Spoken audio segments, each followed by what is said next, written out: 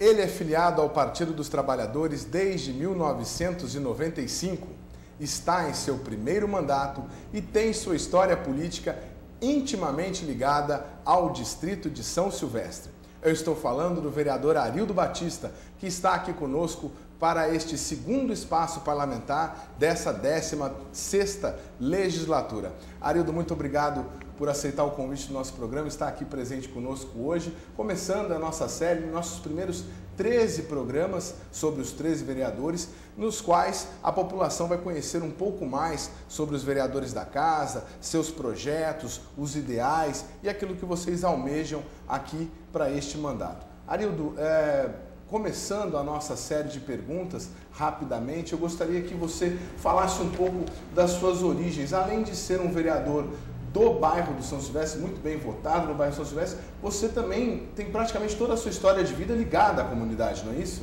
Pois é. 47 anos atrás, eu estava vindo ao mundo, né? E eu digo até para o pessoal às vezes pergunta se eu sou mineiro, né? Eu falo assim, filho de peixe, peixinho é. Meus pais são mineiros, que eu nasci na Vila Garcia. Mineiro da Vila Garcia. Da Vila Garcia. Para quem não sabe, Vila Garcia é uma colônia do estado de Minas, né? O pessoal vinha ali aqui do sul de Minas, Itanhandu, Itamonte, meu pai de Pedral, minha mãe de Virgínia. E naquela época nem se falava São Silvestre, era Vila Garcia. Até o ônibus, até hoje, você analisar a linha Vila Garcia. Então, quer dizer, um umbigo está lá, um pedaço do meu umbigo está naquele lugar. Eu tenho uma história realmente construída ali, de muita luta. Hoje a gente vê um bairro, uma região bastante desenvolvida, graças aos nossos antepassados que lutaram muito por isso. Pela distância que existe hoje do centro da cidade, muitas vezes as pessoas consideram que aquela região, especificamente lá Vila Garcia, Vila São João, são bairros que ficam assim um pouco meio que esquecidos pelo poder público, e na verdade não é bem assim. A distância acaba dando essa impressão, mas na verdade é um bairro muito bem estruturado. Nós temos praticamente 3 escolas, sendo 2 do município e 1 do estado. Temos creche, temos UBS, temos uma bela de uma área de lazer, temos subprefeitura com serviços de correio, emissão de carteiras de trabalho. Ou seja, é um bairro bem estruturado, é um bairro gostoso de se morar, e a gente tem essa impressão quando as pessoas vão lá e saem de lá dizendo, olha, você mora num bairro muito gostoso. É curioso, né, Arildo, porque eu que conheço o Vila Garcia dessa época, né, um pouquinho depois, obviamente, que você, eu comecei a frequentar o bairro lá nos idos de 1990 e pouco, já estava bem mais estruturado do que no começo, mas as pessoas lá têm o costume de dizer, você vai para Jacareí, você não mora aqui, você mora em Jacareí, como se o bairro não fizesse parte da cidade, né? Mas lá nós temos aproximadamente pouco mais de 10 mil pessoas, está entre 10 e 12 mil pessoas, e é um bairro distante, mas também não muito distante, nós estamos aí na faixa de 10 quilômetros, não é isso? Hoje de ônibus, você saindo aqui do centro da cidade, não pegando congestionamento e muitas paradas, coisa de 20 minutos. Então, isso é um pequeno passeio, eu nem diria que é uma viagem, né? Eu, por exemplo, estou muito acostumado já com isso. Às vezes as pessoas que não conhecem acham que é um pouco longe, depois elas vão se acostumando. Então, não tem muito disso. Até interessante você falar, né, de 1990, para se ter uma ideia, o foi elevado a distrito, né, em 1980. Então, na verdade, ainda é um pouco recente, né, a consolidação do distrito lá, como distrito mesmo, estritamente assim, porque era bairro, né? Só falava bairro. Que, na verdade, o distrito de São Silvestre ele é composto por vários bairros. Você tem Jardim São Gabriel, você tem Jardim Boa Vista, Chácaras Marília, Vila Garcia, Vila São João, tem uma área rural, nós chamamos lá do Chácaras Guararema, né? Meio contraditório, né? Dentro de Jacareí, Chácaras Guararema. Tem lá o bairro do Remédio, que também, e uma parte do Bandeira Branca, inclusive, que faz parte também do distrito de São Silvestre.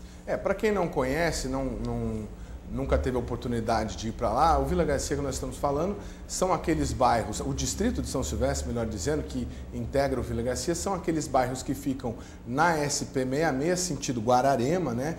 Rodovia Euríales Jesus Zerbini, e esses bairros, essa formação começou mais ou menos, ela se confunde com a história da instalação da antiga indústria de papel Simão, da qual, inclusive, você tem sua história de vida muito ligada, né? Você começou a trabalhar muito cedo lá na fábrica, assim como grande parte desses imigrantes do sul de Minas vieram para trabalhar na fábrica, né? Meu pai veio para cá em 1960, quando ele começou a trabalhar, eu lembro a data até hoje, 1 de agosto de 1960. Marcante, então. Marcante, né? E eu comecei nesse mesmo período, entrei através do Senai, naquela época, como aprendiz de mecânica geral. E depois fiz o curso, fui fazer o estágio e depois fui efetivado na empresa, trabalhei lá por meados de 1990, quando aí me aventurei a um trabalho solo, uma carreira solo, não fui muito feliz, aí depois consegui novos empregos, trabalhei na Monsanto, trabalhei na Pirelli também. Mas a Papel Simão, ela é fundamentalmente, ela é o motivo pelo qual hoje existe aquela formação. A história ela se resume basicamente por volta de 1920, quando a estrada de ferro, né, central do Brasil, começou a atravessar lá a nossa região e havia lá os moradores, mas eram sitiantes, fazendeiros, e aquela população ali que trabalhavam na rede, a maior parte eram católicos, então começaram a fazer uma capela, e essa capela, a inauguração dela se deu próximo do final do ano, quando se comemora no dia 31 de dezembro, São Silvestre. E aí se conformou, então, o nome do distrito hoje, que é São Silvestre. E aí foi evoluindo, foi chegando o desenvolvimento, mas na prática mesmo, na década de 50 é que começou realmente a se formar o nosso bairro. Com a vinda da empresa, precisava-se de mão de obra, e aí ia se buscar onde? Aqui no sul de Minas. Essas pessoas vinham para cá, acabavam morando, aí aquelas pessoas que tinham sítios começaram então a lotear esses sítios, e a primeira formação, assim, com configuração de vila, foi a Vila Garcia, onde era lá uma plantação de pêssegos, e depois ele parcelou o solo, as pessoas foram comprando os terrenos, foram fazendo suas casas. Inclusive quem vai lá hoje até estranha um pouco, são ruas bem estreitas, um bairro, assim, digamos, mal planejado, até por circunstâncias da época também, então não dá para se exigir muita coisa. É interessante essa história toda que o vereador Arildo Batista está colocando, e para que as pessoas possam ter uma noção da relação umbilical do bairro com a chegada da indústria de papel, né, à comunidade. A própria água que abastece o distrito de São Silvestre, ela é captada dentro da indústria, hoje Alstom, né, Fibria, depois mudou. São as duas. As duas, é captada dentro da indústria e de lá abastece o bairro numa parceria entre a empresa e o SAI, o Serviço Autônomo de Água e Esgoto. Mas o Arildo, começando a vida dele, você pode dizer, inclusive, que você é um vereador nascido e criado na comunidade do São Silvestre, né? Sem dúvida e com muito orgulho, né? Eu acho que a formação que eu tive, até por conta daquela cultura, né? Daquele povo mineiro, povo muito hospitaleiro, pessoal que recebe muito bem as pessoas, pessoal muito educado, pessoal trabalhador. E a gente teve uma infância assim que eu falo a verdade, acho que as crianças de hoje não vão ter essa oportunidade, né? Fomos muito bem. Bom que o vereador falou dele criança. Vamos ver umas fotos do vereador antes da política, lá começando a vida dele no distrito de São Silvestre, as fotos que o próprio vereador obviamente nos cedeu, de quando ele era criança, lá estava começando. Vereador, inclusive, o senhor trabalhou naquela feitura artesanal de plantio das árvores de eucalipto, né? Os saquinhos, né, que o pessoal chamava. Exato. Naquela época existia, né, a parte florestal, que era onde havia o preparo então das mudas de eucalipto para serem plantadas. Era tudo manual.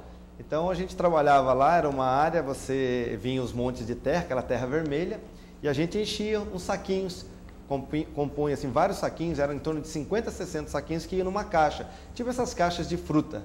E depois esses saquinhos eram mandados então aonde tinham as mudas, eram plantados então o eucalipto, e ali ele ia se formando até uma determinada medida para que ele pudesse ser plantado definitivamente nas terras lá da empresa. Isso o senhor começou, o senhor estava com quantos anos? Eu tinha uns 10 anos. 10 anos de idade, o senhor já estava trabalhando? Naquela época não havia nenhuma restrição ao trabalho infantil. E não fez mal nenhum ao senhor também? Olha, muito pelo contrário. É uma pena isso hoje, né? A forma como é interpretada as coisas. Claro que hoje os valores, a realidade é outra, mas só me fez bem. Eu aprendi. E olha, meu pai nunca precisou falar, meu filho, vai trabalhar.